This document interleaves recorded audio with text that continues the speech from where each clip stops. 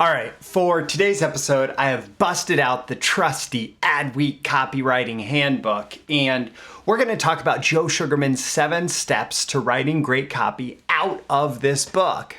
And we're going to talk about how you can use ChatGPT or whatever other AI language generator you want to use to help you out with this.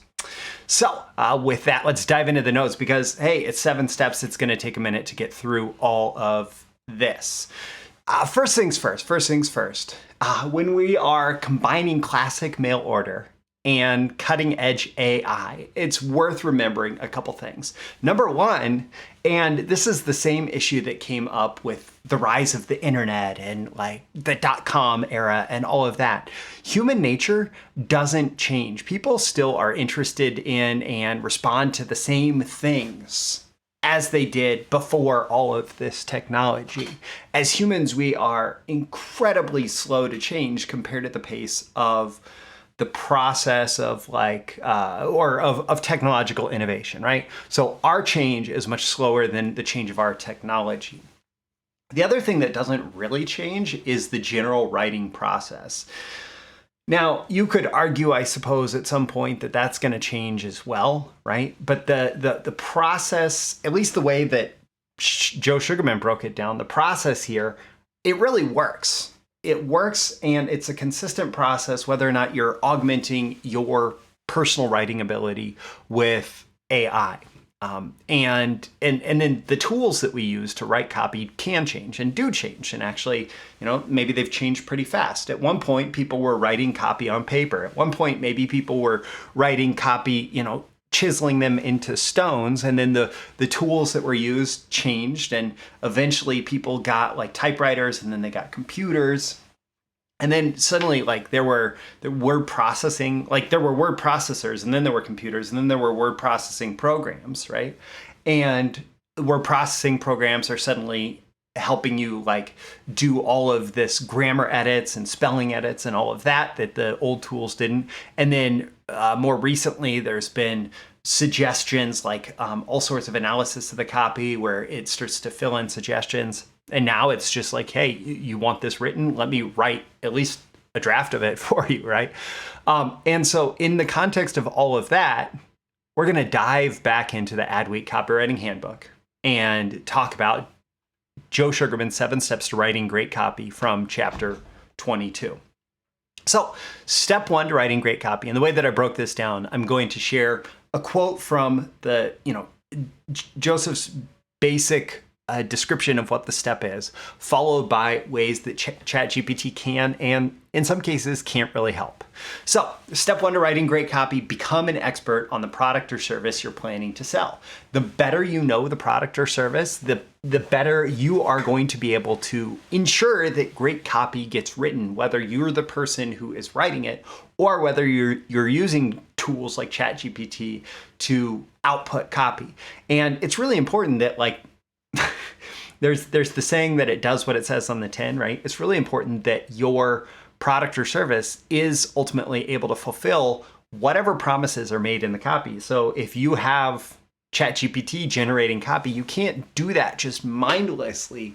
You can't have it pumping out promises just mindlessly. I had somebody actually reach out to me regarding my most valuable customer training, and he had popped in what are Roy's 11 steps of the customer life cycle, Roy Furr's 11 steps of the customer life cycle, and ChatGPT sounded really confident explaining 11 steps of the customer life cycle, which actually were not my 11 steps in the most valuable customer strategy. And so it can be confidently wrong and inaccurate, right?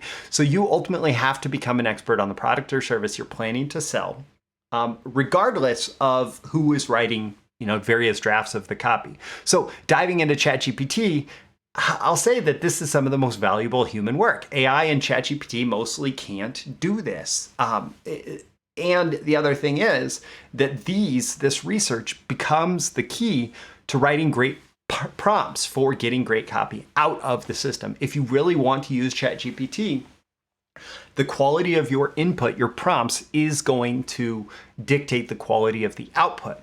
And so if you have specific details about your product or service that you want it to write about, then you can put that in as prompts, right? And get some copy out.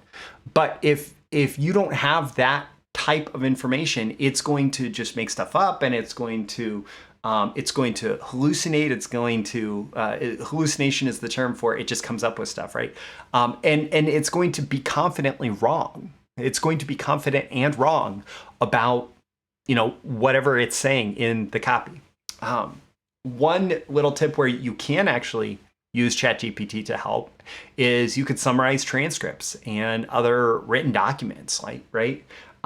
You can make sure that this information that you're gathering about your products and service is available for you to input into ChatGPT for later copy, right? And so you could have it summarize a section of a transcript and have that available, and then use that later on to rewrite a piece of copy. Step 2 to writing great copy from Joe Sugarman is to know your prospect. What will motivate your prospect to become a customer? Who is your typical prospect? And this is a place where I've played with it and had a lot of fun and felt like I shortcutted my research process. So with ChatGPT, it is ultimately still your research to direct and to confirm the accuracy. So again, it can be confidently wrong about lots of things. And so you have to be careful and make sure that what it gives you is accurate. But I'll tell you that especially if you're asking more generally about a product category, a problem solution category, and you want to really start to understand the prospect experience, especially, if it is a category where you could probably find a bunch of blog posts and articles on the internet about it. I find that my PISA formula or framework for writing copy is also really good for doing prospect research inside of ChatGPT.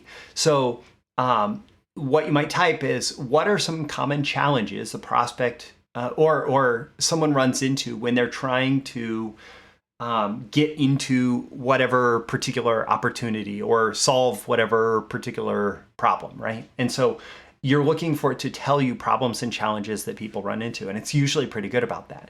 And then you can ask what frustrations, negative feelings, and emotional agitations does someone usually experience if they're unable to solve that problem or having struggles in solving that problem. And then what solutions have people tried and found that they didn't work? For each solution, please tell me why they didn't work, right? Why were they invalid solutions to getting this particular result? And you're going to have to finesse this a little bit. And of course, I'm making it generic, but you're going to want to make it as specific to your product, your service as possible, your market, right? And then why is XYZ method an ideal solution for this, right? And so as you go through that, and then the action tends to be more about buying your product or service. So I don't necessarily pop that into ChatGPT to do the research, but when you walk through this problem, agitate, invalidate, solve, and action or ask for action, it's a very effective way to kind of pull out this process, this awareness process that someone goes through, very similar to what you find in breakthrough advertising. In fact, I have a video at one point where I paralleled the awareness stages with the PISA formula. But it helps you walk through kind of that problem-solving process that people go through, the frustrations that they run into, and you can get a pretty good sense of the core issues in your market really quickly by doing that with ChatGPT. Okay, step 3 to writing great copy is to write your headline and subheadline, right? Write your headline and subheadline. This is where you want to kind of capture the big idea, and you're probably going to have to input the big idea at this point. ChatGPT is not coming up with big ideas. And so what you need to do is you take all the prospect and product or service research, your offer research and your prospect research, and you come up with whatever connecting the dots you want to do. and say, this is what I'm trying to say. Can you give me a bunch of different headlines that will help me capture this and provoke the curiosity of the reader to learn more? And what you're really looking to do is just to stimulate your own creativity here and perhaps pull little snippets from different headlines that it creates. And so you can ask it for, can you create shorter versions of these headlines? Can you create longer versions of these headlines? Can you create versions of these headlines that provoke the reader's curiosity more? Can you create versions of these headlines that promise a bigger benefit? And just continue to go back and forth, have a little chat with ChatGPT to have it tell you, have it give you a bunch of ideas that you can then figure out which one you like best in the context of the message that you're trying to write. And this really is not that different. Like, I have an old stack of headline formula cards in my drawer where I learned all the old classic headline formulas, and I would just use them to stimulate ideas. And you can do the exact same thing here. Okay. Step 4 is to writing great copy. Joe Sugarman says, write the copy. Don't worry about sentence structure, grammar, punctuation. Just start writing and keep writing, just trying to get a brain dump here, trying to get the words out of your head. And what I would say here is this whole process, this part of the process, this step is about getting to a really, well, some people call it a shitty first draft. Getting to that first draft that is, it may not be great, it may not even be good, but it's words on the page, right? And so you can use ChatGPT. Okay, now help me structure an outline around this particular product that I'm trying to sell to this particular person with this particular headline and idea as the guiding force. Okay, so it helps me structure the outline, or you could use a structure that already exists. And then as you start to develop the high level structure, you can create prompts to explain your intent for sections and get outlines or draft copy out of ChatGPT. So you can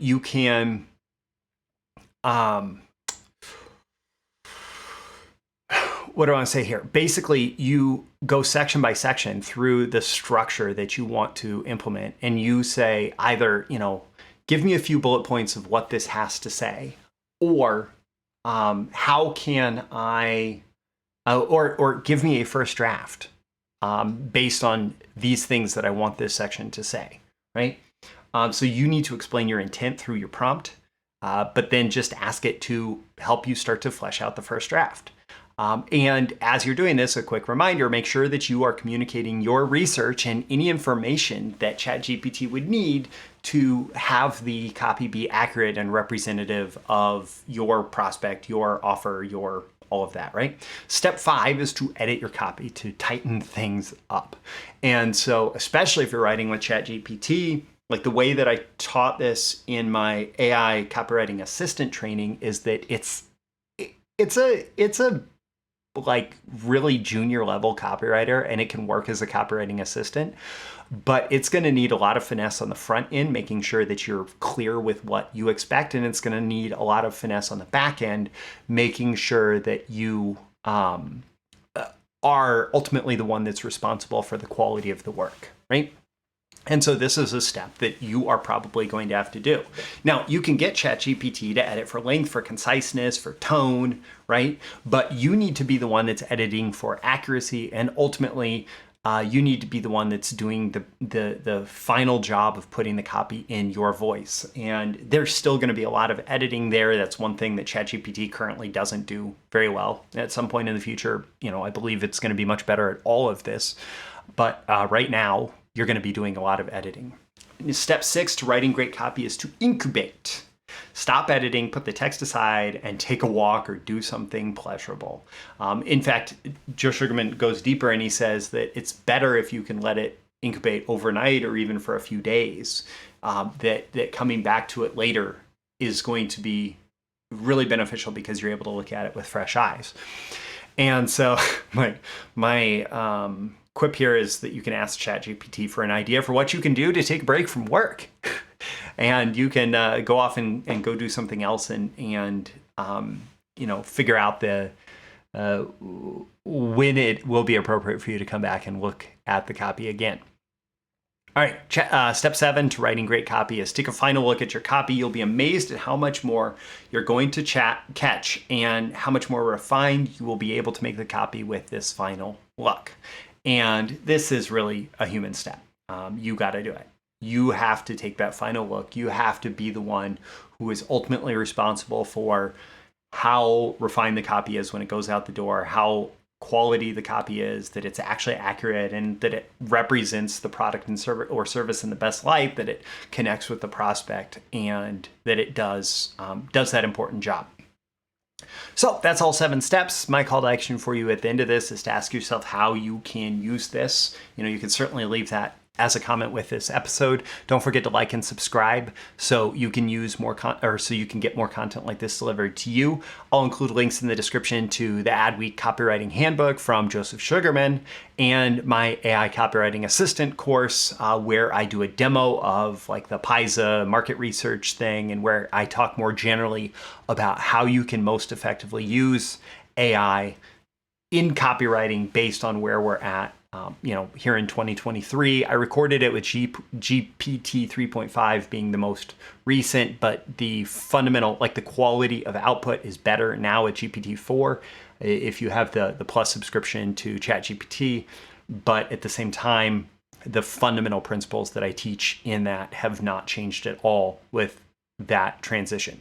All right, so with that, I'm Roy Furr, this Breakthrough Marketing Secrets, and I'll see you again in the next episode. See you soon. Bye. Thank you once again for tuning in to this daily episode of Breakthrough Marketing Secrets. Remember, check out the links with this episode for even more value. Now make sure you like, comment, share, subscribe, and engage in every way you can to keep this show going and growing and delivering daily value to you. I'll catch you soon for your next big breakthrough.